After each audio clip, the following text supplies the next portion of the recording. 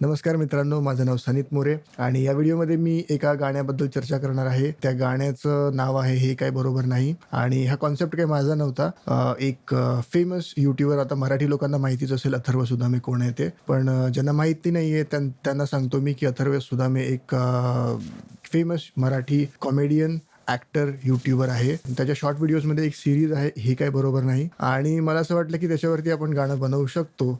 म्हणून मी हे गाणं बनवलं आणि इंटेन्शनली बनवलं बिकॉज मी त्याच्या चॅनलचा सबस्क्रायबर आहे आणि मी फॉलो करतो त्याचे व्हिडिओज आणि मला असं वाटतं की थोडी सिमिलॅरिटी आहे. मलाही क्रिकेट खूप आवडतं, त्यालाही क्रिकेट खूप आवडतं, त्याचे व्हिडिओज मला आवडतात. तो सॉन्ग बनवताना मजा तर आली, पण आता कसं होतं, स्टार्टिंगला हे जे सॉन्ग होतं ते मी थोडंसं मराठी त्याला टच द्यायचा प्रयत्न केला होता. म्हणजे मी त्याचं जे साऊंड प्रोडक्शन आहे किंवा म्युझिक प्रोडक्शन आहे ते मी एका प्रकारे मराठी ठेवायचा प्रयत्न केला होता. पण नंतर मला असं वाटलं की ते डायलॉग्स असतील किंवा ते वोकल्स असतील ते त्याच्यावरती फिट इन होत नाही आहेत, खूप जास्त स्पेस खात आहे इन्स्ट्रुमेंट्स. तर त्याच्यामुळे मी ह्याला इलेक्ट्रॉनिक करायचा विचार केला आणि मग ते इन्स्ट्रुमेंट्स थोडेसे टायटर साऊंड असल्यामुळे ते क्वाईट जेल्ड इन वाटतंय मिक्स आणि चांगलं वाटतं ऐकायला. तर त्याच्यामुळे मी तरी सॅटिस्फाईड आहे ज्या प्रकारे हे गाणं बनलं आहे. शॉर्टच गाणं आहे, छोटंसंच गाणं आहे. मी जास्त लेंदी करायचा प्रयत्न करत नाही आहे, कारण की तेवढंच अटेन्शन स्पॅन आहे लोकांचा यूट्यूबवरती आता सध्या आणि हे टार्गेटेड टुवर्ड्स शॉर्ट्स व्हिडिओ आहे. तर त्याच्यामुळे मी म्हटलं की याला छोटंच ठेवूया.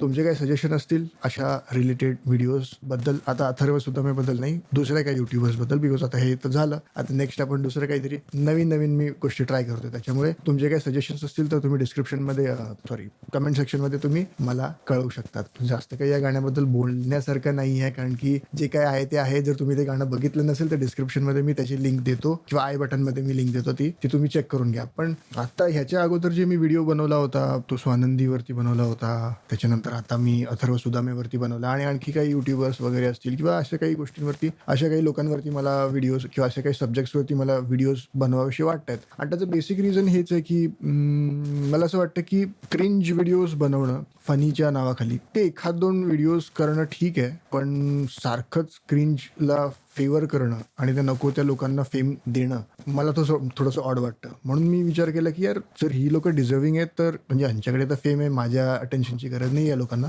पण ॲटलिस्ट आपण चांगल्या कुठल्या तरी माणसाला किंवा व्यक्तीला एक थोडासा पोस्ट देऊ शकतो किंवा आपण हे सांगू शकतो की तुमचं काम चांगलं आहे, हे आपण सांगू शकतो. आणि त्या क्रिंज किंवा त्या काहीतरी वियर्ड करणाऱ्या लोकांबद्दल व्हिडिओज बनवायचं, ते एखाद दोन व्हिडिओज बनवणं ठीक आहे, फनसाठी, मजेसाठी वगैरे, किंवा ट्रोलिंग करण्यासाठी, ते त्या कॅटेगरीमध्ये ठीक आहे. पण प्रत्येक कंटेंट हे त्याच्याच बेसिसवरती बनवायचं हे काय मला पटत नाही. तर त्याच्यामुळे मी अशा काही लोकांवरती बनवलं की जे वेल डिझर्विंग आहेत आणि ते जर आपलं काम एकदम नेटक्यापणे करतायत, why not support them instead of these jokers.